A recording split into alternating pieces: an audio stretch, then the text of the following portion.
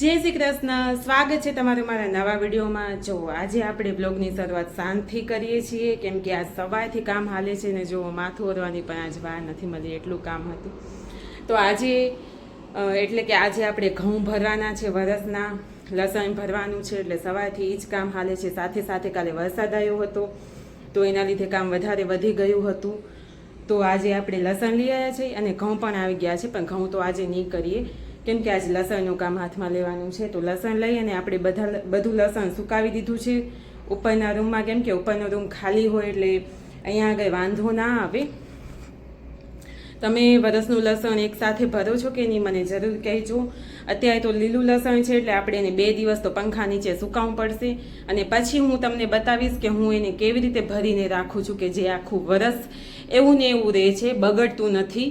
હા, બગડે તો થોડું ઘણું, એમ કે થોડુંક બગડે, ઘણું નથી બગડતું એમ।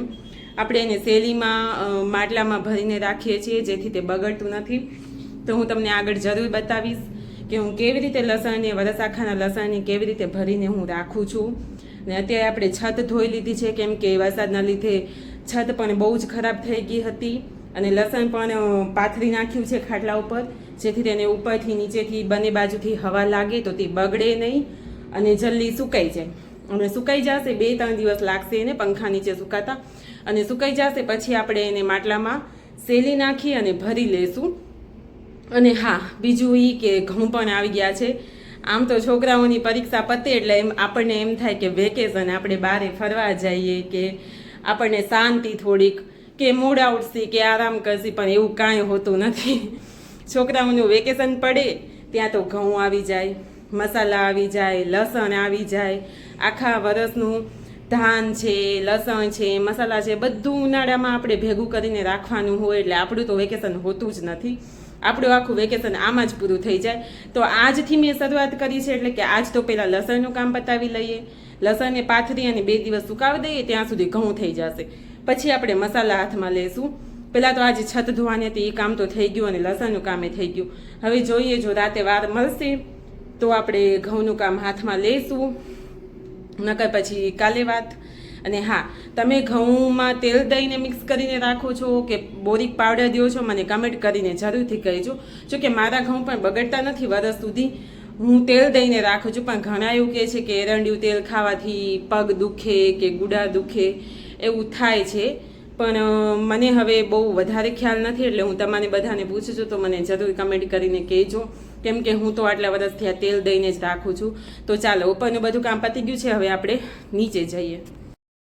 તો જો ઘઉં આવી ગયા છે, હજી લસણનું કામ પતાવી ત્યાં ઘઉં આપણી વાટ જોવે છે। હવે ઘઉં સાફ કરી લેશું, એના પછી આપણે મસાલા હાથમાં લેશું। અને હા, મારું માનવું તો એવું છે કે ઘરમાં કદાચ વરસ હાલે એટલા પૈસા હોય કે ના હોય, પણ 1 વરસ હાલે એટલું ધાન તો ઘરમાં જરૂર હોવું જોઈએ। એ પછી તમે ઘઉં કયો, ચોખા કયો, ખાંડ કયો, જેવું આપણે 12 મહિનાનું ભેગું લઈ અને સાચવીને રાખી શકીને એવું ધાન તો ઘરમાં આપણે ભેગું કરીને રાખવું જ જોઈએ। કેમ કે ક્યારેક આપણી પરિસ્થિતિ આવી જાય, ક્યારે એવી પરિસ્થિતિ આવી જાય કે કદાચ બધું મોંઘું થઈ જાય, અથવા તો આપણે ઘરથી બહાર ન જઈ શકીએ, તો જો ધાન ભરેલું હોય 1 વરસનું તો આપણને વાંધો આવતો નથી। કોઈ પણ પરિસ્થિતિમાં આપણે 1 વરસ કાઢી લઈએ આરામથી, એટલું ધાન ઘરમાં હોવું જોઈએ, એવું મારું માનવું છે। તમારું શું કહેવું છે મને જરૂરથી કહેજો, કેમ કે ક્યારે પણ એવી પરિસ્થિતિ આવી જાય તો આપણે પૈસા નહીં ખાઈ શકીએ, ઘરમાં પડ્યા હશે પણ બહાર ધાન લેવા, અનાજ લેવા ન જઈ શકીએ તો શું કરવાના? એટલે પૈસા કરતાં આપણે 1 વરસનું ધાન ભેગું કરીને જરૂર રાખવું જોઈએ। જેમ કે અત્યારે તમે જોઈ લો, યુદ્ધની પરિસ્થિતિ ચાલુ છે।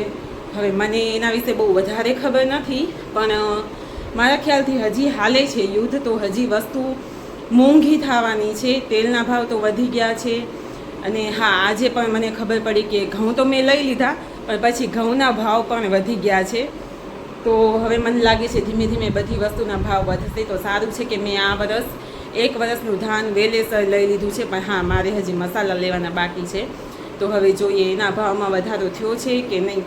અને હા, હું પણ તમને બધાને એ જ સલાહ દઈશ કે તમે પણ વરસ 1નું ધાન તો ઘરમાં ભેગું કરીને જરૂરથી રાખજો, જેથી આપણને ભવિષ્યમાં 1 વરસ નીકળી જાય આરામથી, 1 વરસ વાંધો ના આવે। ત્યાં સુધી તો મારા ખ્યાલથી યુદ્ધ કદાચ પૂરું થઈ જાય, કે હાલે તો લાંબુ 1 વરસ હાલે, એનાથી વધારે મારા ખ્યાલથી ના હાલે, પછી તો મેં યુદ્ધ જોયા નથી એટલે મને કાંઈ વધારે ખ્યાલ નથી, પણ 1 વર્ષ જેટલું ધાન દરેક ગૃહિણીને ઘરમાં ભેગું કરીને રાખવું જોઈએ, જેથી આપણને ભવિષ્યમાં કાંઈ વાંધો ના આવે.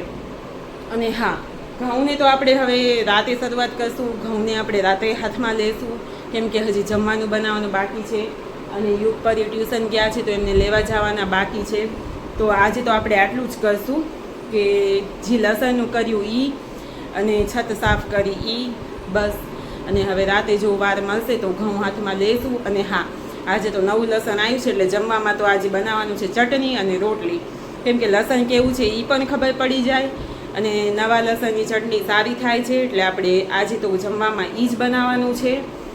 અને હા, તમે બધા તો સારું છે કે આપણે હજી અત્યારે ઘઉં કાઢ્યા નથી, હજી એમને એમ રાખ્યા છે.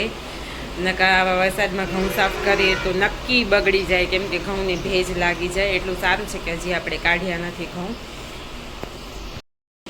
વરસાદ ભલે મોસમી હોય કે કમોસમી, પણ મને વરસાદની એક વાત તો બહુ જ ગમે. જ્યારે પણ વરસાદ આવે ત્યારે રેતી મતલબ મટી ઉપર વરસાદ પડે અને ભીની મટીની જે સુગંધ આવે, મને એ બહુ જ ગમે. તમને આ સુગંધ કેવી લાગે છે મને જરૂરથી કહેજો. પણ અત્યારે જે વરસાદ આવે છે એ કમોસમી વરસાદ છે તો એ ઘણું જ નુકસાન કરશે, એટલે આ વરસાદ સારો તો ન જ કહેવાય. તો જુઓ, હવે આપણે નવા લસણની ચટણી બનાવવાની છે. તો સૌથી પહેલાં તો આપણે આ ખાંડણી કહેવાય આને, તમે શું કહો એ મને નથી ખબર, પણ અહીંયા તો ખાંડણી કહેવાય.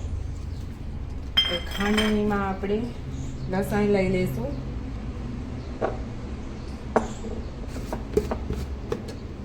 ને એમાં થોડુંક મીઠું નાખી દઈશું.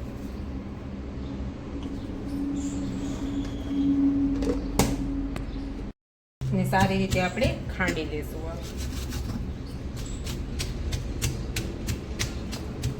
આમ તો લસણની ચટણી આખા મરચાંની બનાવી તો વધારે સારી લાગે, પણ હજી મરચાં લીધા નથી આપણે, એટલે અત્યારે તો આપણે પાવડર મરચાંની જ બનાવશું.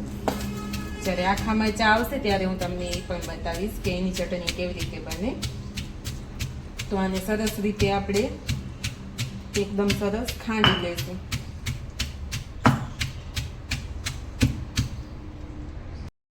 તો જો લસણ સરસ ખંડાઈ ગયું છે અને એક રસ થઈ ગયું છે. હવે આપણે એમાં મરચાં પાવડર નાખી દઈશું. મરચાં પાવડર નાખી અને લસણમાં સરસ મિક્સ કરી દઈશું બધું.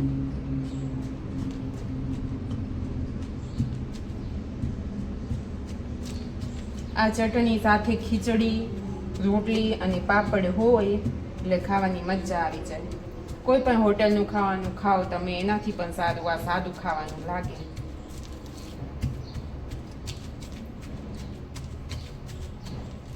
જો કેવી સરસ બની તૈયાર છે.